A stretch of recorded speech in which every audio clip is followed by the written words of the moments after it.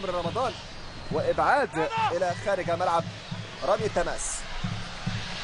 التماس لمصلحه فريق المصري. 25 دقيقه من احداث الشوط الاول. مشاهدينا الاحباء، متابعينا الاوفياء، اينما كنتم واينما تواجدتم في كل مكان، مصر يتقدم بهدف واحد مقابل لا شيء. هدف واحد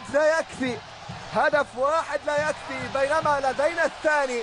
هنا تتحقق الاماني، تاتي الكره الى توبة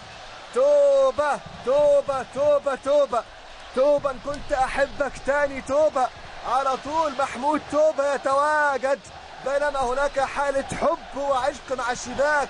توبة يسدد بالقدم اليسرى على يسار ابراهيم فرج. هنا ياتي الفرج وتاتي الانفراجه بهدف ثاني، صاروخ بالقدم اليسرى. كما نتابع في الاعاده، توبه من اخطاء الدفاعات، ابعاد ياتي ولكن في توقيت غير مناسب، في مكان غير مناسب.